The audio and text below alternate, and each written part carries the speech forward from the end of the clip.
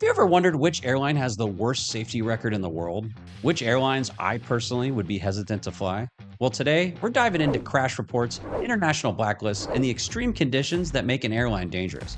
Some of these airlines are small, flying planes into some of the world's most dangerous terrain. Others are huge, still plagued with serious safety issues. So, what actually makes an airline dangerous? It's not just about one incident, it's about consistency. We're looking at accident reports, reoccurring maintenance issues, ongoing investigations, and overall conditions of their aircraft. On top of that, we're looking at the airline's safety culture.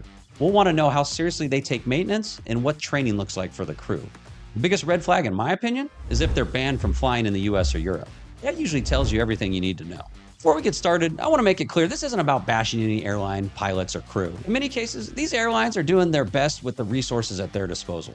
Safety issues often come down to lack of funding, aging equipments, or systemic problems. Having said that, you probably wouldn't catch me flying any of these airlines anytime soon. I tell you what, I'm so American, I only fly American. Well, you don't even have a passport, Big Mac, so you're good. Just to be clear, there is no official list. This is just my opinion based on public data that I've gathered. So, let's get to the countdown. Ladies and gentlemen, it's time to take off with Gary B. Pilot. Let's go! Coming in at number 5, we have Cam Air, based in Afghanistan. Cam Air suffered a major crash in 2005 that killed over 100 people. It was the deadliest civil aviation accident in Afghanistan's history. The airline operates a small fleet composed of aging aircraft, including Boeing 737-300s and Airbus 340s, with an average fleet age of more than 25 years. Cam Air has consistently had serious maintenance issues, faced several accusations of overloading aircraft, and failed to comply with international standards. Since Afghanistan's aviation authority collapsed in 2021, there's been virtually no oversight, making proper safety checks nearly impossible. Even though it's a smaller airline, Cam Air's crash history, minimal government regulation, and ongoing safety issues put it high on the list of one of the most dangerous airlines. And no surprise, they're banned from flying in both the US and Europe. Coming in at number 4, Lion Air in Indonesia. They're one of the largest low-cost carriers in Asia, but with rapid growth came some serious safety issues. They've had multiple major crashes, including the 737 MAX crash in 2018 that killed 189 people. But that wasn't their only problem. Back in 2004, a Lion Air MD-80 crashed on landing, killing 25 people. In 2013, one of their 737s overshot the runway and landed in the ocean. Thankfully, everyone survived. Plus, Indonesian pilots have a nasty crystal meth problem. Come on, Big Mac. No, they did. Okay, that's not good. I am the danger. Wait, I got a better one. I am the one who flies. You really know your Breaking Bad quotes, don't you? You're goddamn right.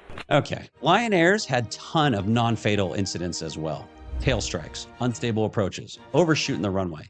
These weren't just one-offs. They pointed to a bigger problem: pilot training. According to multiple reports, Lion Air was expanding much faster than they could train their crews. After the 737 MAX crash, Lion Air briefly grounded part of its fleet.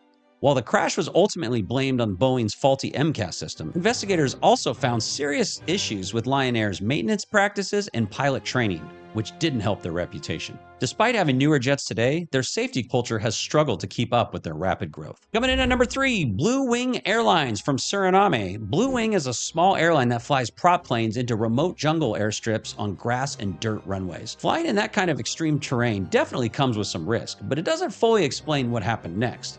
Between 2008 and 2010, Blue Wing lost 3 airplanes to fatal crashes. The European Union called this out in one of their official safety reports, saying the airline suffered 3 fatal accidents with the same type of aircraft in just over 2 years. This was seen as a clear sign of systemic problems. In 2010, Europe banned Blue Wing Airlines from their airspace, and in 2025, they took it a step further. They banned all airlines from Suriname.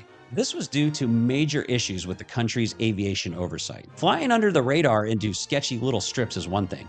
Their accident rate is alarmingly high for their size. Speaking of flying under the radar, I tried looking you up online the other day and I couldn't get no info on you. Well, that's because I signed up for Incogni. Did you just V1 rotate straight into an ad read? Well, for your information, Big Mac, I asked my subscribers if I should take a sponsor, and 87% of them said yes, as long as I believe in the product. So here we go. Incogni is a tool that helps you stay under the radar, at least online. Right now, over 230 data brokers are collecting your personal information and selling it to advertisers, robocallers, scam networks, and who knows what else. The amount of information out there is creepy. Your name, phone number, home address, political views, education, income, family members, sometimes even information about your kids. Just last week, Qantas Airlines confirmed over 1 million customers had their personal info accessed by hackers. Data breaches like this happen all the time, and if the wrong person finds it, you could be at risk. Incogni will act as your personal privacy co-pilot. With just a few clicks, it automatically contacts these companies on your behalf and legally forces them to delete your data. And they actually do it. I signed up, and within minutes, Incogni had already completed dozens of removal requests for me. Back in my day, you had to fake your death to disappear. Now I guess just a few clicks. Maybe I should use this so my ex-wife attorney can't find me. Probably should, Big Mac. If you want to protect yourself from being tracked, harassed, or profiled, click the link in the description or use the promo code GaryBPilot to get 60% off. And now, back to the video. Coming in at number 2, Tara Air from Nepal. They fly in one of the most difficult flight environments in the world, with mountains, unpredictable weather, and barely any navigation aids. Their main aircraft is the Twin Otter. This aircraft is designed for short takeoff and landings. Many of these aircraft are decades old and flying with minimal oversight. Compared to other local airlines like Yeti, Tara's accident rate is extremely high. They're all flying in the same brutal conditions, but Tara's safety culture and training seem to raise concern. Add in poor maintenance and weak oversight from Nepal's aviation authority, and you've got one of the most dangerous airlines still in operation. And the numbers? They speak for themselves. They've had 3 fatal accidents in a 12-year span. That's coming from an airline flying just a handful of small prop planes. Like all airlines in Nepal, Tara Air is banned from flying in European airspace. There have also been concerns about undertrained crews flying into some of the world's most challenging high-altitude airports. These are tiny mountain airstrips with short runways, steep approaches, and almost zero margin for error. Many of these pilots lack proper simulator time or scenario-based training, which becomes a serious problem in those conditions. And just so you know, this also ties directly into our next airline. So, who takes the top spot? Coming in at number 1, Nepal Airlines. It's the national carrier of Nepal, and despite flying fewer mountain routes than the smaller carriers like Tara Air, its long-term safety record is one of the worst in modern aviation. Nepal Airlines has suffered multiple fatal crashes since 1960. The most devastating occurred in 1992 when an Airbus 310 crashed, killing all 167 people on board. It remains one of the deadliest crashes in South Asia. In more recent years, their record hasn't improved much. In 2014, a Nepal Airlines Twin Otter crashed in bad weather, killing all 18 people on board. Other incidents include runway overruns, gear collapses, and mechanical failures, mostly due to maintenance and procedural issues that still haven't been addressed. In 2013, the European Union banned all airlines from Nepal. Even though Nepal has made small gains in more recent ICAO audit scores, structural problems still remain an issue. What makes Nepal Airlines especially dangerous isn't just the terrain or old aircraft. It's the combination of poor oversight, political interference, and lack of investment in safety systems. For a national flag carrier, that's deeply concerning. So, why are some of these airlines still flying? Simple.